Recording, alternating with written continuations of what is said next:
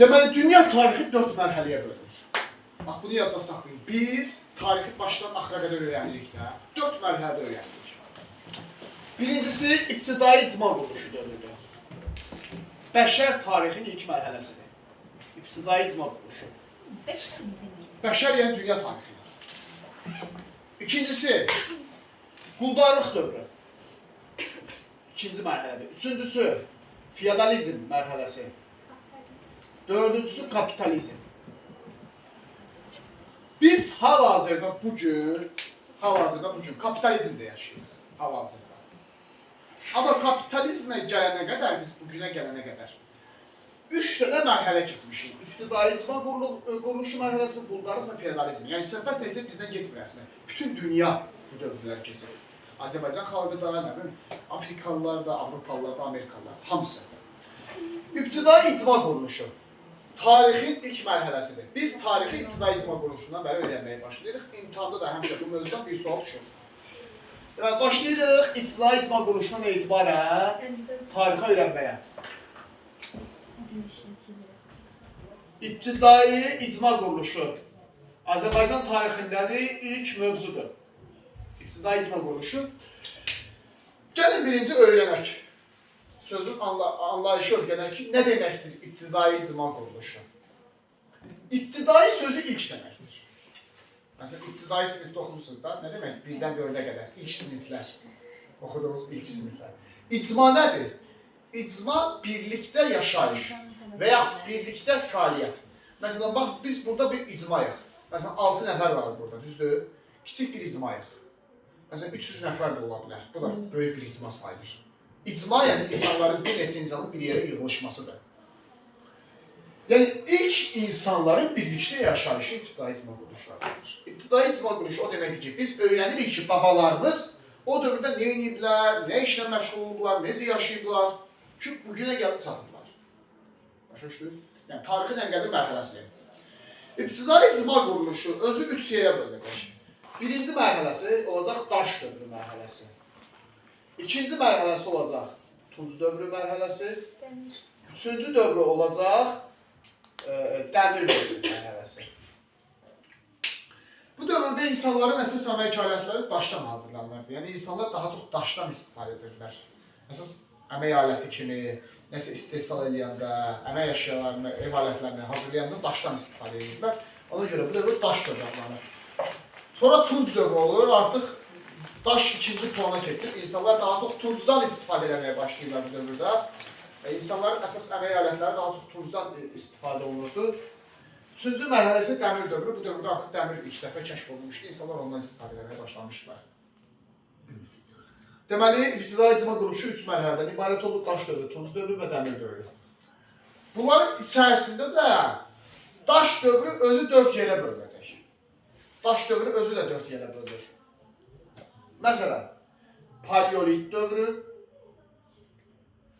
mezolit dövrü, neolit dövrü, bir də eneolit dövrü. Amma tuncla dəmiri gələn dəfə öyrənəcəyik. Bugün biz hələ ki öyrənirik daş dövrünü, paleolit, mezolit, neolit və eneolit dövrlərini. İndi bu dövrləri öyrənəndə hər zaman bir orada sözə fikir verin. Lit sözü var. Paleolit, lit var. Mezolit, neolit, eneolit. Göz hamısında lit sözü var. Lit nə deməkdir? Daş deməkdir Yunancadan. Görsün, sən bir Yunan dilini öyrənmiş olsun dünyada. Yunancadan lit daş deməkdir, litos sözü. Deməli, hansında lit varsa daş dövrü bir mərhələsi olacaq. Paleolit, mezolit, neolit, eneolit. Başa düşdünüz? Sonra da tunc dövrü və dəmir dövrü. Amma bunlarda paleolitin özü də bir neçə yerə bölünür. Alt paleolit, orta paleolit dövrü, bir də üst paleolit dövrü. Deməli, mezolit dövrü bölünmür. Elə mezolit dövründə baş verən hadisələri öyrənirsiniz, neolit dövrü bölünmür. Neolitdə baş verən hadisələri öyrənirsiniz, eneolit dövründə bölünmür, eneolit dövründə baş verən hadisələri öyrənirik. Deməli, fikir verin. İbtidai icma quruluşunun ən qədim dövrü daş dövrüdür. Daş dövrünün ən qədim dövrü paleolit dövrüdür. Paleolitin ən qədim dövrü alt paleolit dövrüdür. Deməli, biz hardan başlayırıq tarixi öyrənməyə? alt paleolit dövründən etibarən başlayırıq Azərbaycan tarixini öyrənməyə. Orta paleolit, üst paleolit, mezolit, neolit, eneolit bu formada başlayırıq tarixi öyrənməyə. Başa düşdünüz? İndi evdə daş dövrünü öyrənəndə birinci hissəyi öyrənirsiniz, öyrəndiyiniz hissəni öyrəndikdə özünüz üçün danışın həmişə. İkinci növbədə paralel şəkildə öyrənin, hadisələri bir-birindən müqayisə edərək öyrənin. Məsələn, alt, orta və üst paleolit dövrü bu üçünü birlikdə öyrənirsiniz, müqayisə apararaq.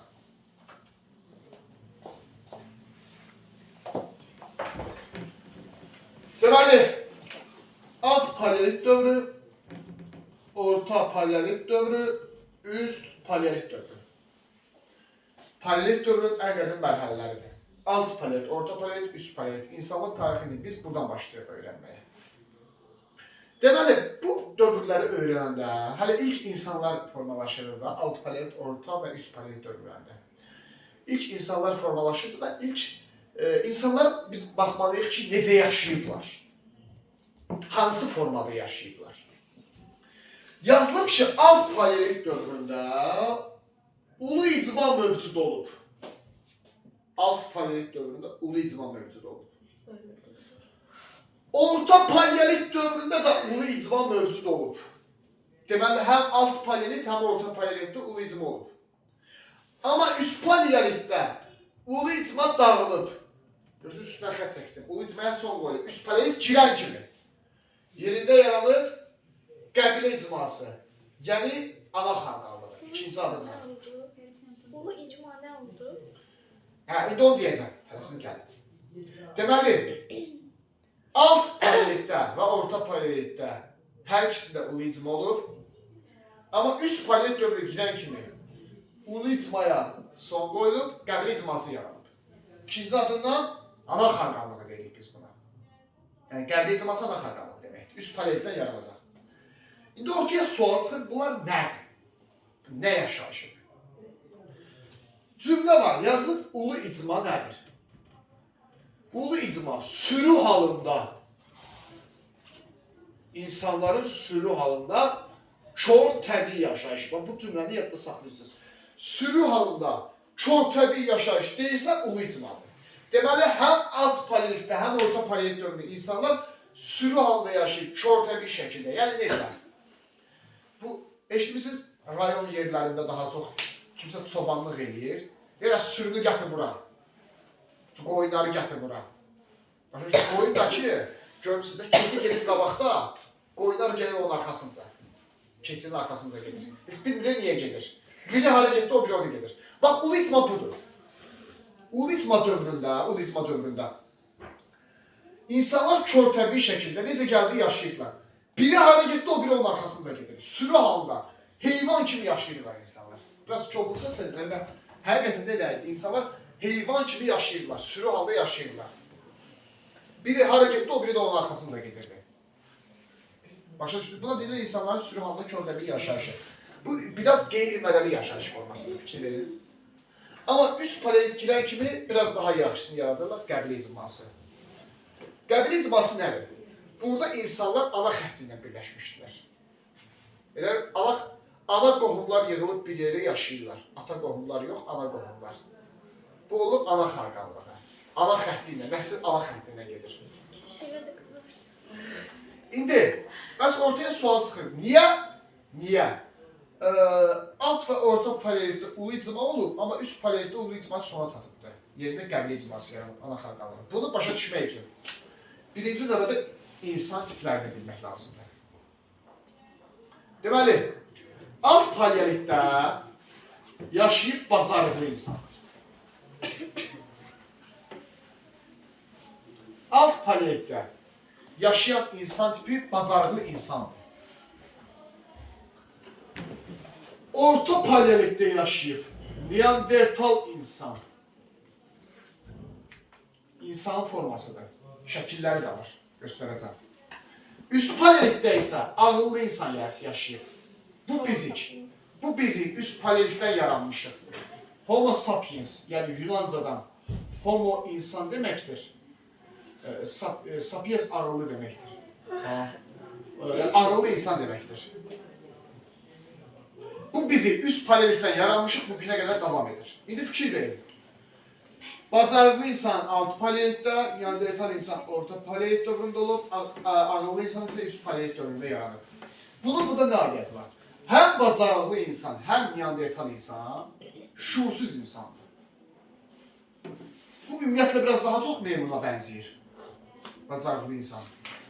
Neandertal biraz bizə bənzəyir, biraz meymuna bənzəyir. Amma bu bizik, ağıllı insan. Bu tam bizik. Bacarıqlı insan, Neandertal insan şuursuz insandır. Biraz tupoydu. Nə mənada şuursuzdur? Danışa bilmirlər. Ümumiyyətlə, buna deyirik səsli nitq. Səsli nitqə malik deyil. Nə bacarıqlı insan, nə Neandertal insan. Təzə-təzə formalaşmağa başlayırlar insan kimi, hələ tam insan deyirlər. Heç səs çıxarmırmışlar. Qıqqıldayırlar, nəsə bir-birlərinə nəsə bildirirdilər. Təzə uşaq. Bəs sonra necə dillər formalaşır? İndi formalaşıb da 100 illiklər içərisində formalaşıb. İndi gələcək görək necə formalaşır. Sonra nəinki danışa bilmirdilər, heç düşünə də bilmirdilər. Bacarıqlı insan və Neandertal insan nə vaxt yaşayırlar fikir verək. Bacarıqlı insan alt paleolitdə yaşayıb, düzdür? Neandertal insan nə vaxt yaşayıb? Orta paleolitdə. Tələsin orta paleolit dövründə. Bunların yaşadığı, hər ikisinin yaşadığı dövrdə buzlaşma dövrü olub. Mən seçili dərsdə gəldim. Bəli, böyük buzlaşma dövrü, tarixdə belə bir məşhur dövr var. Yazır onlara. Coğrafiyada var. Böyük buzlaşma dövrü, coğrafiyada da var, hə. O buzlaşma dövrü indiki kimi soyuq havalar deyildi də. Bütün kainatı yüzilliklər boyu buzluqlar örtmüşdü. Məsələn, havaların temperaturu deyilənə görə -70 dərəcəyə qədər artırdı. Ona görə düşürdü daha doğrusu. İnsanların bədən quruluşu da daha iri, yekə olurdu. Hə. Sonra Dəriləri falan. Plus, indi havalar çox soyuqdur. Bu bir yandan, düzdür? İkinci cəhət, insanlar su tapmaqda çətinlik çəkirdi. Bacarıqlı insanlar Neandertal. Çünki buzlaşma dövründə bulaqlar, çaylar, göllər donmuşdu. İsti su tapmaq, ümumiyyətlə su tapmaq biraz çətinlik yaradırdı insanlara. Şirin su qaynaqları əldə eləmək. Üçüncüsü, insanlar qida tapmaqda çətinlik çəkirdilər. Ana Risayevin kitabında yazılıb Neandertal insanlar hansı heyvanları olmayıb? Mamon. Mamon toplayıb. Vəhşi ayı, dağ keçisi, vəhşi at, görürsünüz, hamısı böyük heyvanlardır. Çünki bu alt paleolitlə orta paleolit dövrü, buzlaşma dövrüdür. O dövrdə dovşan yoxdur. Buzlaşmada dovşan necə həyatda qala bilər? Siçan yoxdur ki, siçan ovlayasan. Kirpi yoxdur ki, kirpi ovlayasan. Onlar üçün Heç onu da tapa bilmirdilər. Tapsa nə var ki, heç onu da yazıqlar tapa bilmirdilər. Çünki buzlaşma dövründə də o böyük iri heyvanlar sağ qala bilmişdi. Müəllim. Mənim heç isti olmuyor yəni hava. Bu dövrdə buzlaşma dövrü yox. Buzlaşma dövrü 100 deyil. il ərzində yəni. 100 illər, 100 min illiklər ərzində hətta. Bu 4-cü dövr buzlaşma sayılır. Hə, Mama dedim sənə sil var. Çox maraqlı sual verəcəm. Onlar hardan biliblər ki, bəs aclıq hiss ediblər də bu nəsə yerə keçəcək? yox. Bu Onlar əcələ pizza düşmürdü. insanın nəsə yeməsi şuurlu olan bir prosesdir, emosional bir prosesdir. Mən ancaq nə bilim ki, mən bunu yesəm doyacam məsələn. İndi itlər sadəcə şuurludur, yeməyi bacarmır. O bilmir ki, acı bir yemək Balığın lazımdır. ağlı yoxdur, amma suyun içinə atırsam gəlir cumun hamısı olur, oynayır. Yəni bu sadəcə refleksdir. Başa düşdün? İndi uşaqlar fikir verin. Bu bacarıqlı insanın Neandertal insan şəkilləri var, görəcəksiniz. Bacarıqlı insan, Neandertal insan şuursuzdur, düzdür. Bizdən fərqli olaraq danışa bilmir, düşünə bilmir, ümumiyyətlə qərar verə bilmir. Amma bir məsələ var. Bunlar fiziki olaraq, bioloji olaraq çox güclüdürlər. Məsələn, boyları 2 metrdən çoxdur, əksəriyyətinin. Ən kiçik olan 2 metr ola bilər, 2 metr 10 santim. Bizdə ən böyük o qədərdirsə, onlardan ən kiçik olur. Biz bu boyda. İndi fikir verin, onun da səbəbləri var, indi o gələcək demək.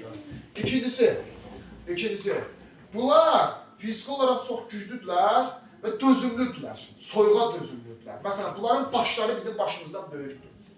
Beyinləri kiçikdir, amma başları böyükdür. Uzun-soq belə iki başları var. Ticarətdə çox iridirlər. Barmaqları qalın idi. Məsələn, bizim 3 dənə barmağımız, onların bir barmağı idi. Hə, görürsən necə? Ay, qorxulu olar, indi məsələn çıxsa ondan. Baxın. Deyə belə də, bax, Neandertal görürsünüz, bir köpərdir bu. Kulaq böyük, saçlar da. Kocaman insanlar da. Hə, yəni fiziki cəhətdən çox güclüdür. Niyə? Çünki bunlar buzlaşma dövründə idi. Sən buzlaşma dövründə güclü olmalısan ki, fiziki cəhətdən soyuqdan qoruna biləsən, həyatda qala biləsən. Sənin barmaqların dərin, qalın olmalıdır ki, sən biraz soyuqdan özünü qoruya biləsən. Əlavə olarsa böyük olmalısan ki, fiziki cəhətdən güclü olmalısan ki, o ayını ovlaya biləsən. Onunla danışa biləsən. Çünki o, sən necə ona ov gözündən baxırsansa, o da sənə ov gözündən baxır. Başa düşdünüz? Oğlum ben hiçbir aile Görə tanışmadım. onlar da ayrılan Çocuk var. Falan insanları yemeyiş. Niye yemiyor? Ha. Niye yemiyor? Bir de Demiyor da sağ ol. Fikirli, bacarıqlı insan, o Neandertal insan o qədər ağır şəraitdə yaşayırdı ki, buzlaşma dövründə. Yemək tapa bilmirdi, su tapa bilmirdi, qida tapa bilmirdi. Nə bilim, soyuqdan qorumaq bir çətinlik yaradırdı. Ona görə bunların bir dənə ağıl ona hesablanmışdı ki, həyatda qalmaq. Bacarıqlı insan, Neandertal o qədər ümidsiz, ağır bir vəziyyətdə yaşayırdı ki, bunlar öz soylarını davam etdirmək barədə düşünürdülər. Ki, biz görəsən soyumuzu davam elətdirə biləcəyik. Yəni, insanlıq həqiqətən məhv olmaq təhlükəsi qarşısında qalıb. Xüsusən də Neandertalların dövrü xeyli ağır dövr olub tarixdə. Bugün bir çox indi alimlər də deyirlər ki, onu ki, biz Neandertallara çox şey borcluyuq ki, onlar o çətin dövrdən sağ çıxıb soylarını davam etdirə bildilər ki, biz bugün varıq. Ha, insanlar Vallahi de. 100%. Çünki Allah bile halsı böyle şey. Neandertallar o buzlaşma dövründən inanılmaz bir çətin dövrdə. Elə olurdular ki, bunlar 40 gün qida tapa bilmirdilər. Özləri heyvana yem olurdular. Mən də onu deyirəm, gör, elə bir ölmə həddində idilər. Bəzən ölürdülər, ailədə uşaq sayı çox olduğu üçün bir ikisi sağ qala bilirdi. Yəni, bu formada Neandertallar çətinliklə buzlaşma dövrünü yola verə bilirlər. İndi bu, bacarıqlı və Neandertal insan o qədər ağır şəraitdə yaşayır ki, bunun bir dənə məqsəd var, həyatda qalmaq. Ona görə də heyvan kimi sürü halda yaşayırdılar. Necə gəldi? Tək həyatda qala bilsinlər. Ona görə də hər ikisi ulizm halda yaşayırdı. Onda ortaya bir dənə sual çıxır. Dediniz ya, bu insanlar arasında ailədə ölür. Onda onlar ölən insanı da yeyirlər. Ha, ben de o Hı. Bu barədə dəqiq tapılan bir şey Bence yoxdur, yəni- mənbə yoxdur. Amma ehtimal var mı? Bəli var, ola bilər. Ama Niyə bastıra bilmirlərsə yeyərlər. Yok ben de biz Yox, var idi bastırma adəti. Birazdan mən deyəcəm, orta paleolitdə Afrika Ortodoks da dünyası. afda. Ha, ola bilər. O yandırma var idi, bir şimşek olur, adamın biri Üstə ölür, başlayır. onun bedenin yani ölmüş etini görürler ki pişmiş etdi, onu yeyirlər. O ceyran əti deyildi. Oradan da belki bilmək olar ki Ola bilər, yenə deyirəm, bəli, belə şey hər İhtimal türlü. eləmək olar. Bəli, yəni mən açıq deyim, böyük ehtimal var idi. Amma dəqiq təbii ki demək olmur, amma var idi yəni ki. İndi bir şey var, bunlar həyatda qalmaq uğrunda mübarizə aparırlar, ona görə də həyat şəraitləri çox ağırdır. Ona görə də hər ikisi ulizm halında yaşayır. Sürü şəklində, körtəbi şəklində necə gəldiyi yaşayır ki, hamısı bir yerdə, həyatda qala bilsin. Yəni, ulizma nə ana xalqanlığı, nə ata xalqanlığı heç biri. Çünki bunlar ümumiyyətlə ana nədir, ata nədir, onu belə dərk eləmirlər. Ailə nədir, nikah münasibətləri nədir, onu dərk eləmirlər. Cəmiyyətdə poligamiya var, çox nikahlılıq var. Tək ki, həyatda qala bilsinlər. Başa düşdünüz? Ona görə biz ulizmaya heç nə adlandırmırıq. Nə ana xalqanlığı adlandırırıq, nə ata xalqanlığı. Yəni, real olaraq da həqiqətən belədir ki, bu dövrdə bacarıqlı və Neandertallar insanlar ana da tanımırdı, ata da tanımırdı. Heç onu dərk də eləmirdilər. Başa düşdünüz? Sadəcə sayıları artırdı da. Hə, sadəcə say artırırdılar.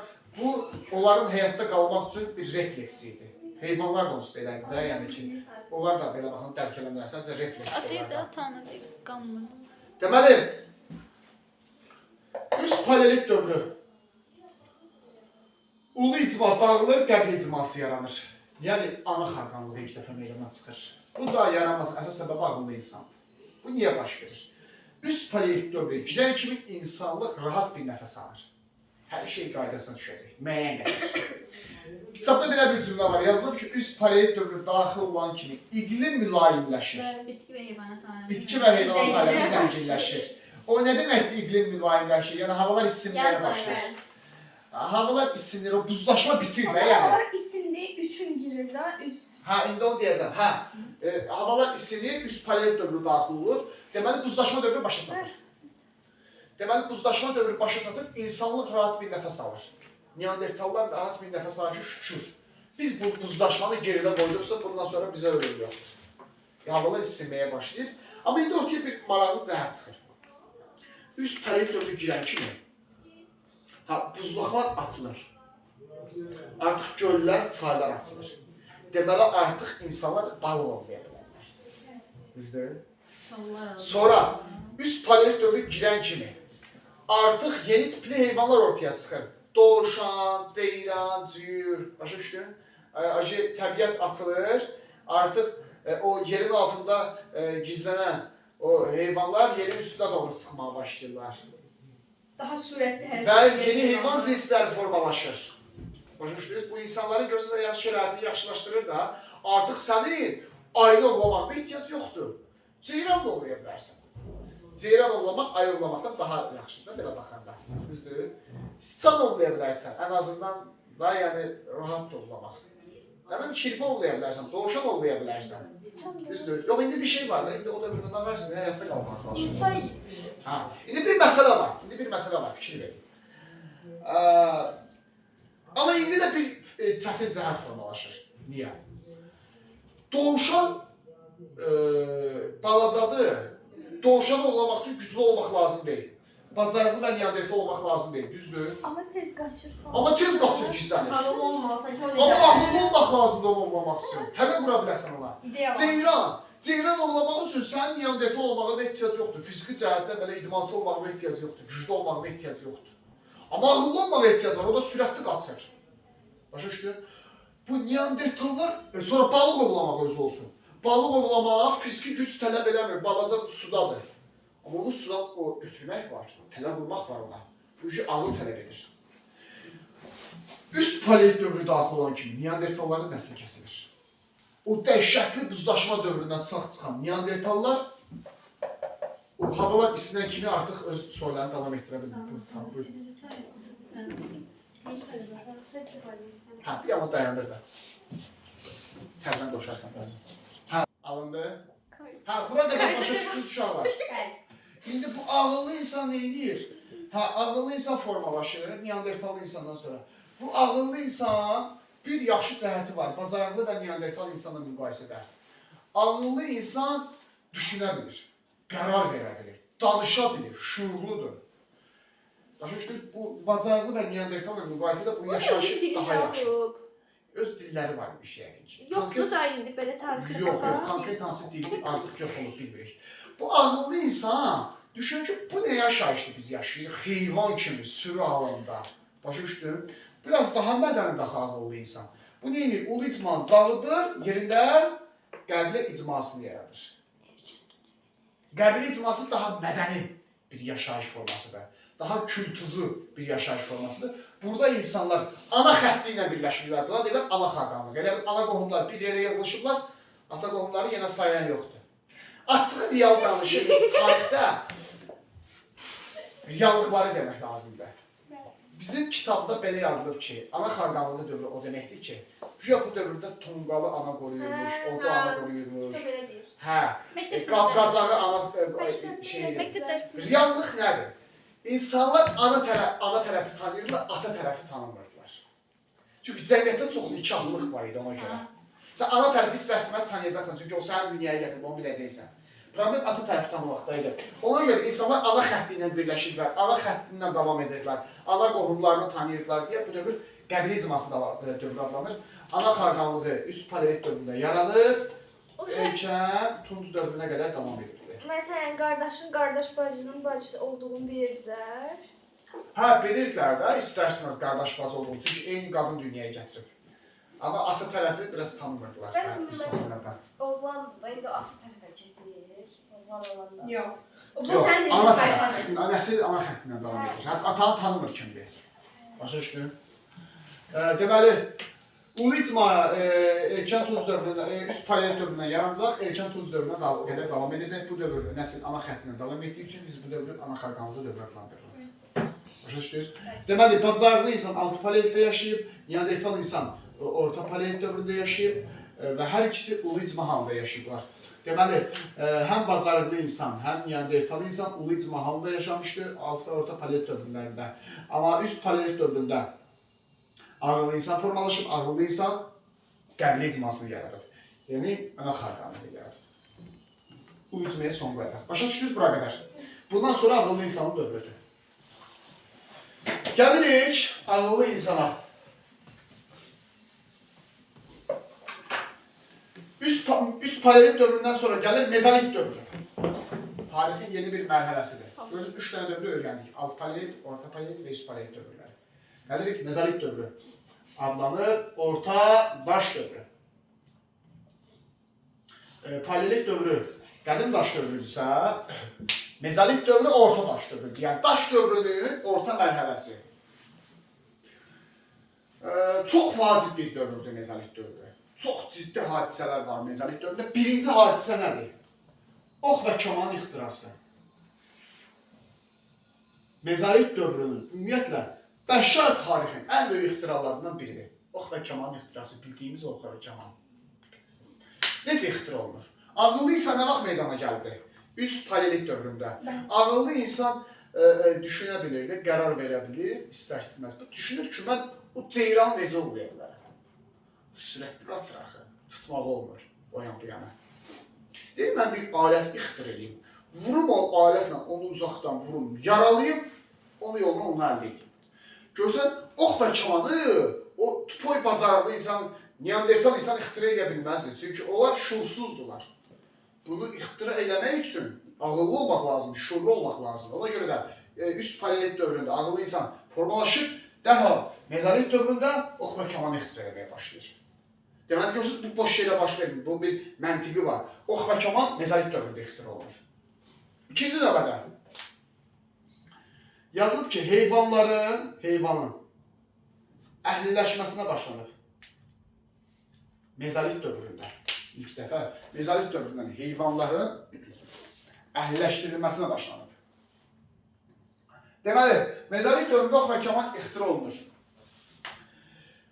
Və heyvanların əhliləşdirilməsi prosesi başlanır. Bu necə baş verir? İnsan ox və kamanı ixtira ilə daxildə insan, düzdür? Vurur heyvanı uzaqdan, yaralayıb gətirir. Canavarı ilk dəfə vurur, yaralayır, gətirir mağaranın içinə, mağarada yaşayır da insan. Ona baxır. Əvvəl onu əldə edə bilmirdi. Niyə? Çünki əvvəl o canavar vəhşi idi, ona yaxınlaşsa qapardı insana. İndi ox və kaman sayəsində sən onu təhlükəsiz şəkildə əldə edə bilirsən. Uzaqdan vurursan, yaralayırsan, gətirirsən içəri. Baxırsan. İndi onun ətindən istifadə edirsən. Əvvəlcə onun balaları doğulur. Balalarını saxlayırsan, böyüdürsən, özünü bırakırsan təbiətə. Çünki o vəhşidir. O düzəlməz, o vəhşidir. Vəhşi təbiətə bıraxsan. Amma balalarını böyüdürsən, indi sən onu əhliləşdirirsən.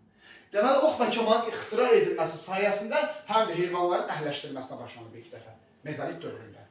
Görürsünüz, boş yerə başlamadı bu heyvanların əhliləşdirilməsi prosesi.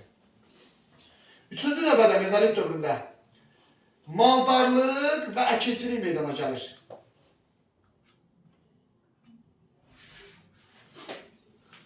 Əkinçilik və maldarlıq vərdişləri yaranır. Bu da mezolit dövründə yaranır.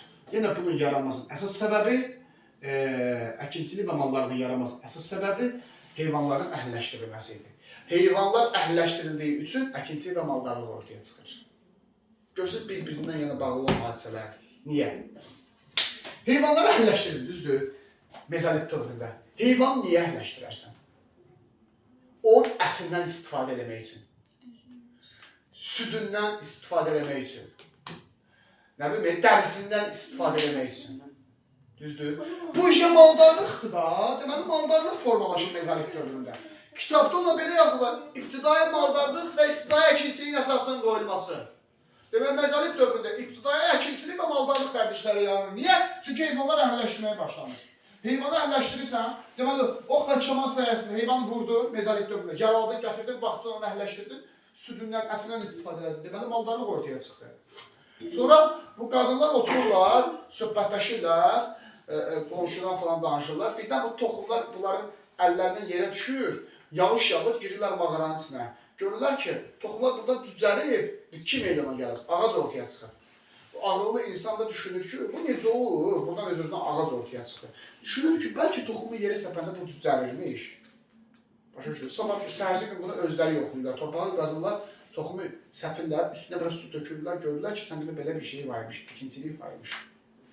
Və əkinçilik ortaya çıxır ilk dəfə mezolit dövründə, maldarlıqla bir yerdə. Kitabda buna belə yazılır. İbtidai əkinçilik və maldarlıq vərdişlərinin yaranması. Yəni, bildiyimiz əkinçilik və maldarlığın ilk dəfə yaranması mezolit dövründədir. Görürsünüz, hamısının bir-birindən bağlılığı var. Sonra 4-cü hadisə mezolit dövründə nədir?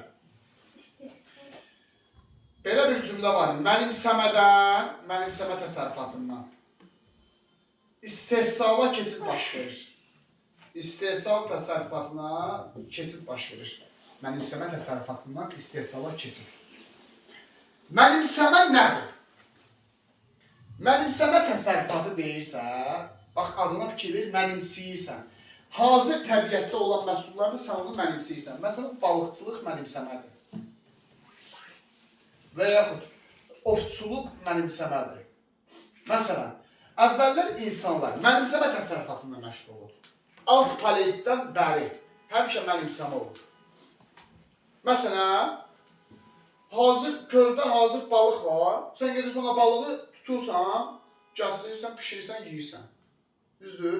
Sən heç bilmədin ki, o balıq o göldə necə olub, necə meydana gəlib, necə böyüyüb. Sən elə hazır şəkildə gelirsən, göldə tutub gətirib yeyirsən. Ya çıxırsan meşəyə ovçuluğa. Gelirsən, o heyvanı vurursan, yaralıysan, gətirirsən, onu pişirirsən, yeyirsən. Başa düşdünüz?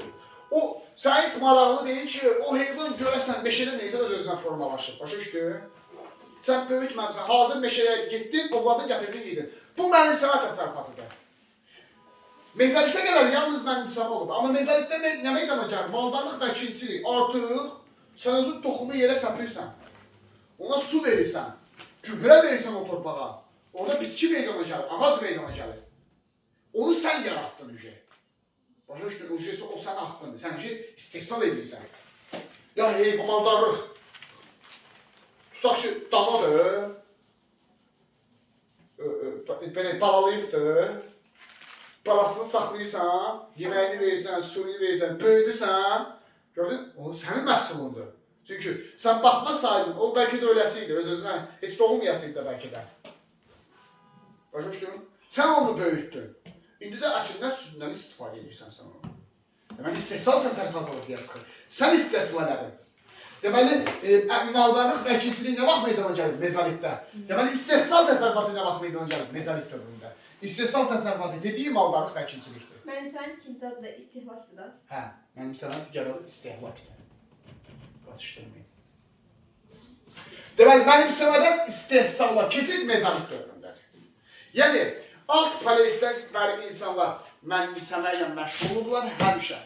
Amma mezalitdən etibarən həm də artıq istehsalla məşğul olmağa başlayırlar. Yəni, əkinçilik və maldarlıqla məşğul olmağa başlayırlar. Artıq balıqçılıq olmasa da, ovçuluq olmasa da sən əkinçilik və maldarlıq sayəsində öz gündəlik qidanı təmin edə bilirsən.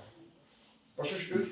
Bu da mezolit dövründə ən vacib hadisələrdən biridir. Mənimsəmədə istehsala keçidin baş verməsi. İstehlak alt paleitdir. İstehlak mənimsəmə deməkdir. Alt paleitdən bəri həmişə olub. Çünki istehlak, yəni mənimsəmə nə deməkdir? Balıqçılıq və ovçuluq həmişə var. Yığıcılıq həmişə var. Amma istehsal mezalitdə yaranır. Mezalitdən sonra olur həmişə. Niyə? Çünki əkinçilik və maldarlıq mezalitdə yaranır ona görə. Ona görə dedik ki, mezolit dövründə mənimsəmədən istehsala keçid baş verir. Başa düşdünüz? Biraz sada baxın. 20 dəqiqə işləyir. 18. Bir də mezolit dövründə var ki, mikrolit daş alətlərindən istifadə olur. Mikrolit alətdən istifadə. Mikrolit alətləri kiçik daş alətlər. Mikro sözü kiçik deməkdir Yunanlıdan. Deməli... Müsamı gəlir dərsə. Hə, burada. Mən niyə yeni dərsi girəsi oldum? Yatmasam 2 dəqiqə tez bıraxım ki, 2 dəqiqə istirahət edin, sonra gəlin sonra mikrolit daş alətlərdən, kiçik daş alətlərdən istifadə olunmağa başlanıb. Mezolit dövründən etibarən ilk dəfə xırda daşlardan istifadə olunurdu. Mezolitdən sonra həmişə olub. Belə bir yekə daşlardan istifadə edirdilər əvvəllər. İndi kiçik tay daşlardan istifadə edirdilər. O daha rahatdır da. Olur mezolit dövrü. Mezolit dövründən sonra olacaq yeni bir dövr. Neolit dövrü. İbtidai icma quruluşunun növbəti bir dövrüdür. Neolit dövrü. Buna deyirik biz yeni daş dövrü. İngiliscədə belə bir söz var, new. Yeni, təzə. Neolit, yəni yeni daş dövrü. daş dövrünün yeni bir mərhələsi, təzə bir mərhələsi, neolit. Yeni daş dövrü deyirik bu dövrə. Mezolitdən sonra olan bir dövrdür. Bu dövrdə hadisə mezolit dövrünə müqayisədə daha azdır. Əldə çox deyil. Amma vacib hadisələr var yenə. Birinci növbədə hansı hadisə var? Fikir ver, əkinçilik və maldarlıq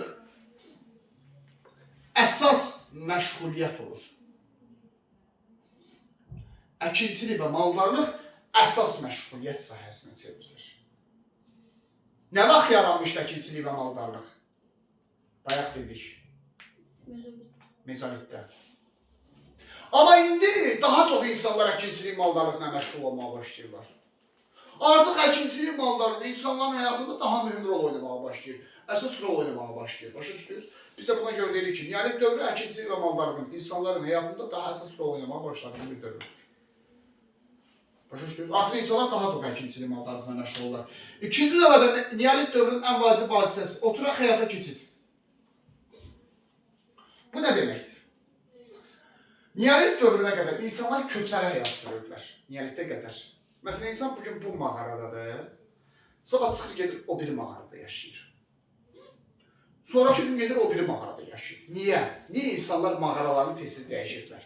Çünki insanlar təbiətin asıllığındaydılar. Tutaq ki, sən bu mağarada yaşayırsan, düz Azıq mağarasında deyək ki, tutaq ki. Amma mağaranın ətrafında meşə ki var, meşədə heyvanların sayı azalıb. Sən məcbursan, gedəsən Tağlar mağarasında yaşayasan ki, Tağlar mağarasında daha çox meşədə heyvan var. Başa düşdünüz? Və yaxud oranın suyu daha yaxşıdır. Sabah bir gün Tağlar mağarasındakı meşədəki gölün suyu pisləşəndə heyvanların sayı azalıb. Çıxıb gedəcəksən Damcılı mağarasında yaşayacaqsan. Çünki sən daha çox ovçuluqla və yığıcılıqla məşğulsan. Amma mezolitdə nə meydana gəldi? Əkinçilik, maldarlıq. Və neolitdən artıq əsas məşğuliyyət oldu əkinçilik, maldarlıq. Sən artıq mağaranın həyətində əkinçiliklə məşğulsan. Torpağı deməli, torpağa toxum səpirsən, bitki meydana gəlir. Heyvanın var, malqarayla məşğulsan, maldarlıqla məşğulsan. Onda, neolit dövründə artıq sən köçməyə ehtiyacın yoxdur. Çünki hazır hər şey əlinin altındırsa, oturaq həyata keçirsən, qalırsan olduğun yerdə. Oturaq həyata keçirsən, qalırsan olduğun yerdə. Çünki sən deyirsən ki, meşədəki heyvanların sayı azalıb, az olsun. Mən mağaramda bu qədər heyvanım var, gedərəm öz heyvanlarına baxaram, onlardan istifadə edərəm. Yəni, əsas əkinçilik və maldarlığın əsas məşğuliyyət sahəsinə çevrildiyi üçün oturaq həyata keçid baş verir. Artıq insanlar otururlar, bir yerdə dayanırlar, bir mağarada yaşayırlar, köçəri həyata dayandırırlar neolit dövründə. Üçüncü növbədə, neolit dövründə sənətkarlıq sahəsi meydana gəlir. Uşaqlar, sənətkarlıq biz nədir? Mədəniyyət deməkdir. Yadda saxlayın, oturaq həyata keçən insan hər zaman mədəniyyət yaradır. Çünki boş vaxtı çox olur. Bax, bir adam, tutaq ki, səhər saat 8-də işdən çıxır. Bizim ortaya sual çıxır, həmişə deyirlər ki, niyə Azərbaycanlı alimlər, mütəxəssislər heç vaxt Nobel mükafatı ala bilmirlər? Bizdə niyə belə dünya... Çünki çox işləyirlər. Çox işləyirlər. Bunlar illərdir gəlib, akademiklərimiz, professorumuz. Çünki yazıqlar dolana bilmirlər. Səhər saat 8-də işdən çıxır. Saat 2-yə qədər akademiyada dərs deyir. Akademiyada 2-də başlayır elmi araşdırmalara, 7-yə 8-ə qədər dərs deyir. Bu da polis də bizdə metro Allah basılmaz. Gəlib çatana qədər saat 10 olur. Bu, gəlib eynir, ancaq özünə vaxt ayırır, yatır. Yəni bu, heç bir ixtira edə bilməz, heç bir yenilik edə bilməz. Çünki vaxtı yoxdur, çox işləyir. Bütün gün yollardadır. İndi oturaq həyata keçdiyi üçün insanın vaxtı çox olur neolit dövründə. Kişilər gedir, heyvana yemək verir, su verir, tutardı. Qadınlar da biraz ona kömək edir, ya da torpaqda ona kömək edirlər, kişilərlə birlikdə. Günün qalan yarısı boşdurlar. Ovçuluğa getmirlər artıq, balıqçılığa getmirlər, nəyinə lazım? Mağaranın içində əkinçilik mallarına məşğuldurlar. Necələr? Boş vaxtlarında oturacaqlar kişilər, saxsıqab hazırlamağa başlayacaqlar. Pul qazanmaq üçün yox, bir məşğuliyyət olsun deyə. Qadınlar toxuculuqla, dəri işləməklə məşğul olacaqlar. Bunlar hamısı sənətkarlığın ortaya çıxmasını gətirib çıxarır. Oturaq həyata keçid. Görürsünüz? Deməli, sənətkarlıq sahələri yarın neolit dövründə toxuculuq, sonra saxsı qab istehsalı, duluzçuluq, dəri işləmə, bunlar hamısı neolit dövründə meydana gələn sahələrdir. Başa düşürsünüz, neolit dövründə bunlar hamısı ortaya çıxırlar.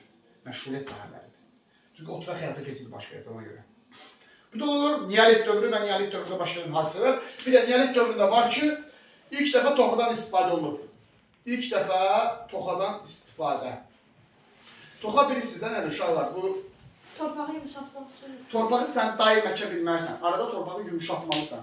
Torpağı yumuşatmaq üçün də toxadan istifadə etməliydin sən neolit dövründə. Bu da olur neolit dövründə baş verən hadisələr. Kimizə sualı çətinliyi qaldı mı? Saat neçədir Fəlinə? 16-25. Bir şey qaldı.